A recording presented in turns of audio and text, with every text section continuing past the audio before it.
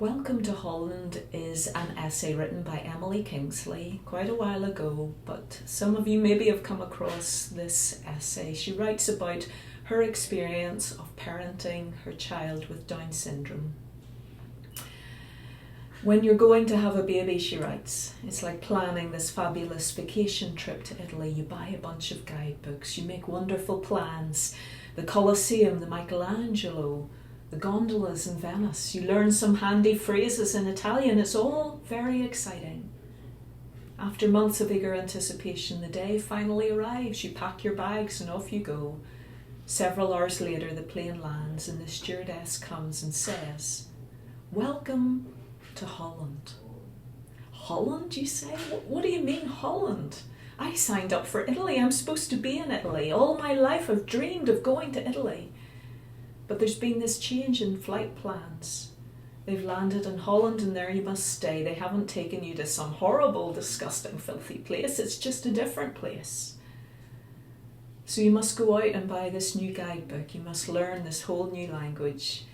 You'll meet a whole new group of people you would never have met before. It's just a different place. After you've been there for a while, you catch your breath and you realise, well, Holland is windmills and tulips and Rembrandts. But everyone you know is busy and coming and going from Italy, and they're all bragging about what a wonderful time they had there, and for the rest of your life you'll say, yes, that's where I was supposed to go, that's what I planned. And the pain of that will never ever go away, because the loss of that dream is a significant loss. But if you spend your life mourning the fact that you didn't get to Italy, you may never be free to enjoy the very special, lovely things about Holland. 11 months ago, we all experienced hearing those words, "Welcome to lockdown." Not something we planned for last year. In fact, we planned for many wonderful other excursions, but it required us to adjust, to learn a new virtual language, to accept a slower pace. But there were precious moments, deepening relationships, beautiful generative moments that would never have occurred otherwise. But there was still that loss, the loss of dreams, the pain of unresolved tensions in families, within this nation too. And a generic question we've all wrestled with is, how can we live well in our relationships in this church family, knowing young families are stretched with homeschooling and intense parenting. But on the other hand, there are those living alone who are lonely, craving intimacy. And all these components can produce in us two things. One, an incredible nostalgia for our Italies, for the things we've lost, but also an incredible anxiety. Not just nostalgia, but anxiety. We're not doing enough. We're not parenting well enough. We're not producing enough. Others are managing relationships better. And this can make us tend to withdraw and retreat until we've healed again, or else be so overproductive in the world that we're destructive and destroying others. When Paul was writing to the Corinthians, he brings an announcement that requires adjustment for the Corinthians. He says, the time is short. You thought you were here for this leisurely cruise, but in fact, the time is short.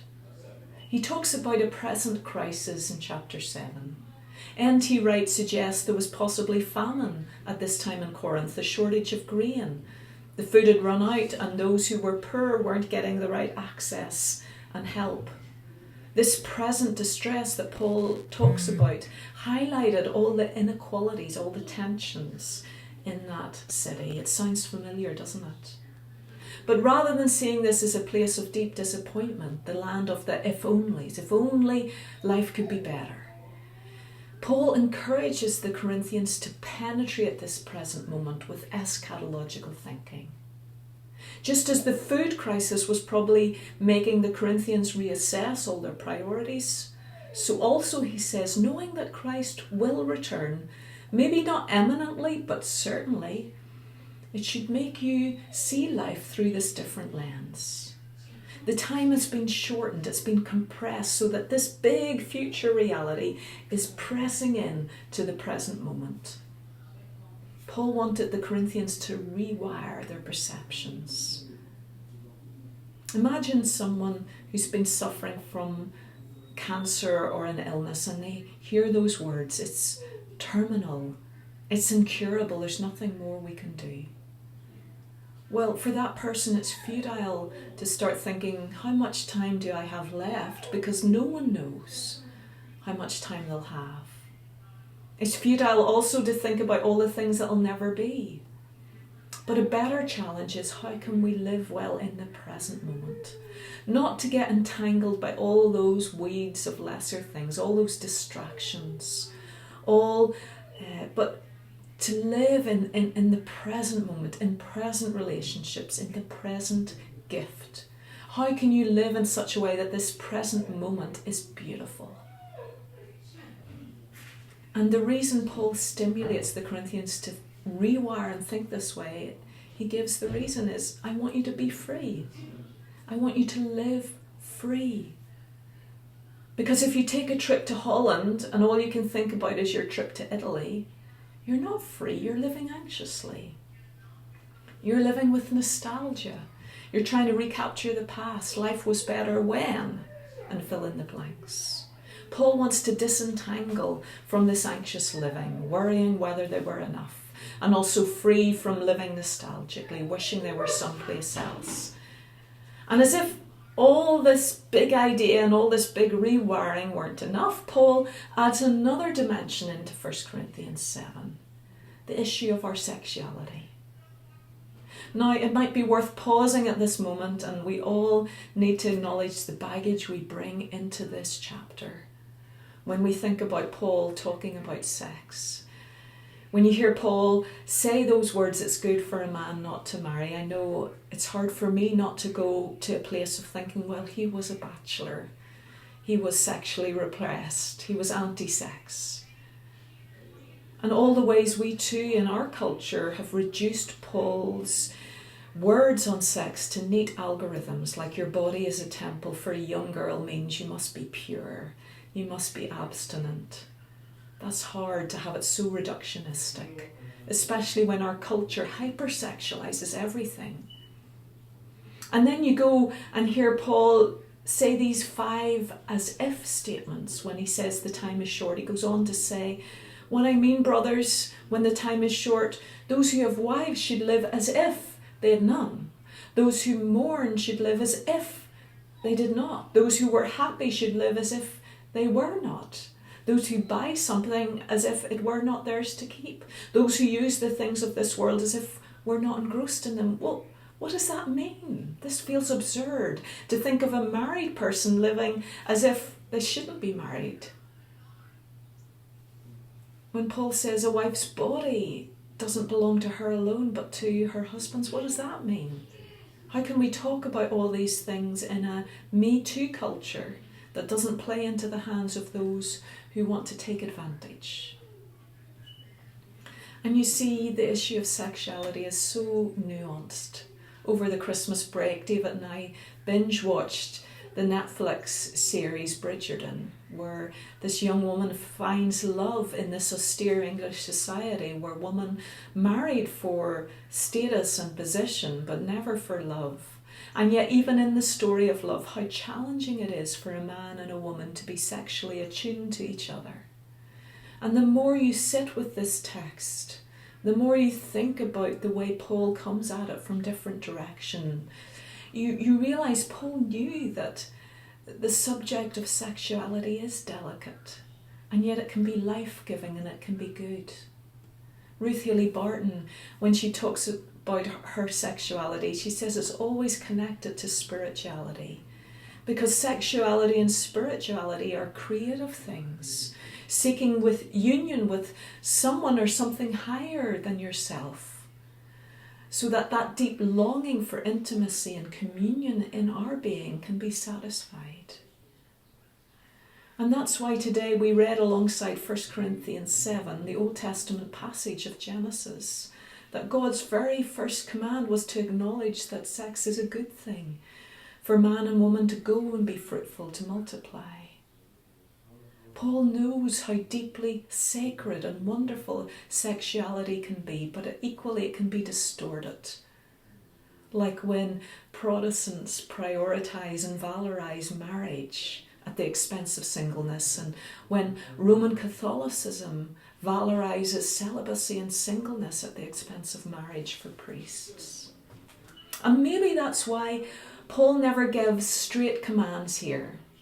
This is one of the least authority-conscious texts in Corinthians. Paul's not giving commands, but pastoral advice, not just to the marrieds and not just to the singles, but to everybody. Paul knows that being single can give us deeper intimacy with God because we're free from distractions. But equally, Paul knows that singleness can be a burden, not a gift. And so for those who really need their needs satisfied, he encourages marriage. Paul also knew that when some people in the Corinthian church heard the news that time is short, some would get so engrossed in that they'd go into super spirituality. We need to get into action in the gospel now, but it's at the expense of intimacy in marriage. And Paul knew that would bring damage to loved ones and others.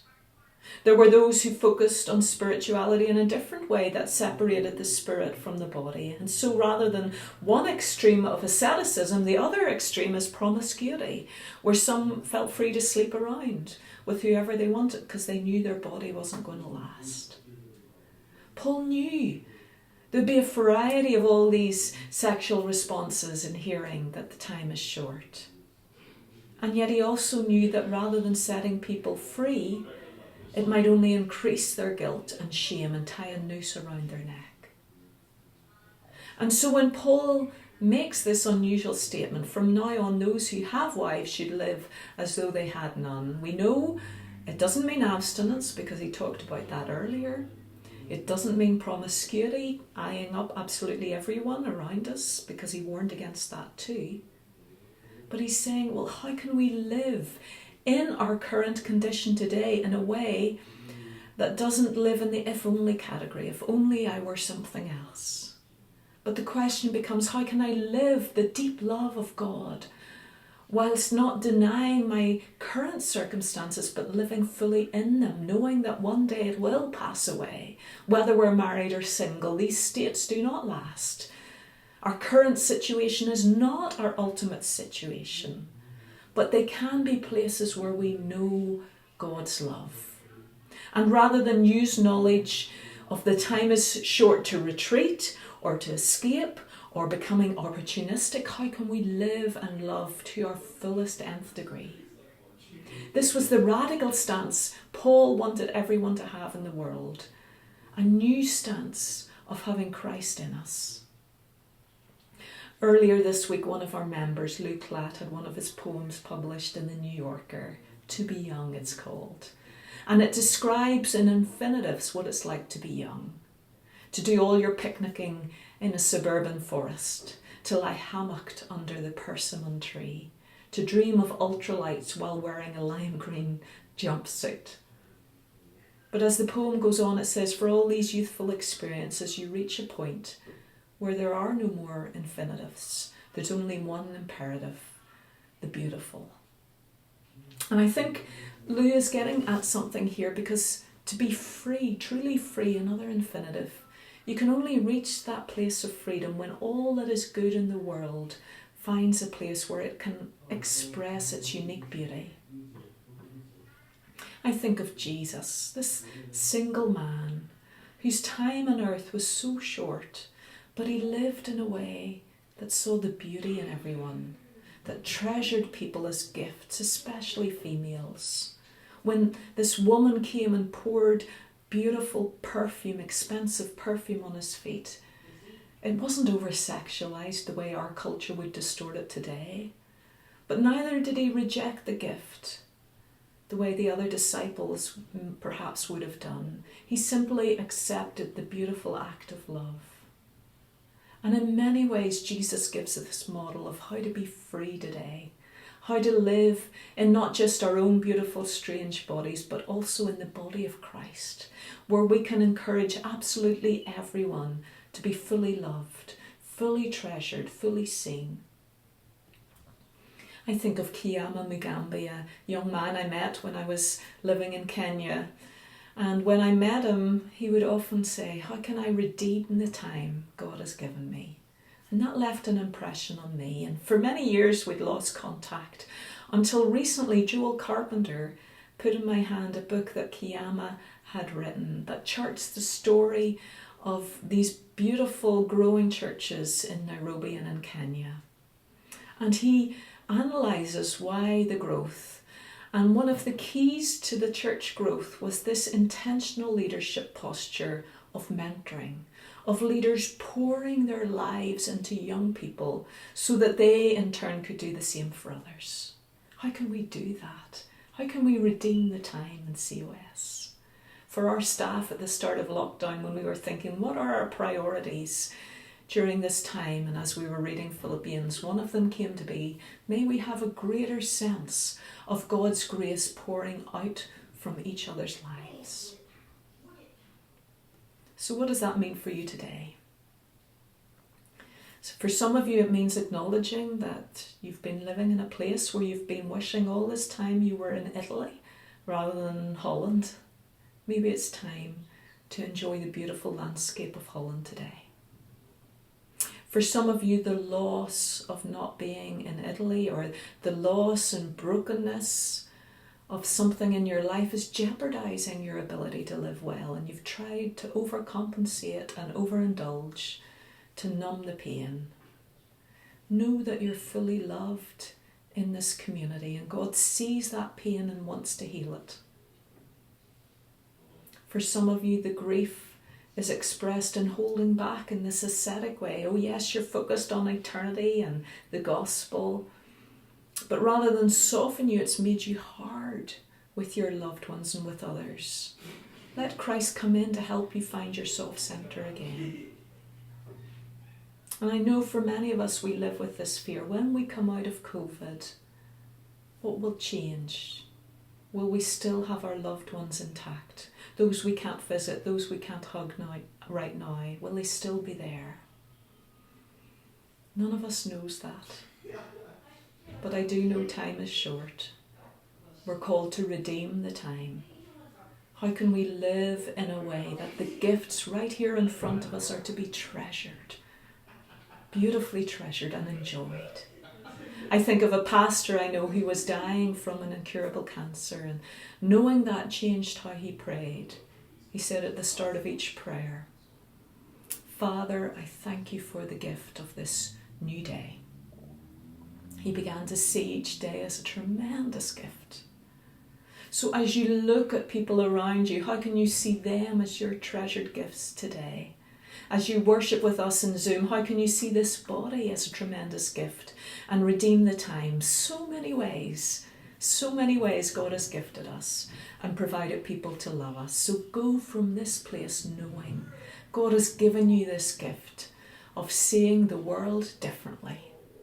So be free and redeem the time. In the name of the Father, and of the Son, and of the Holy Spirit.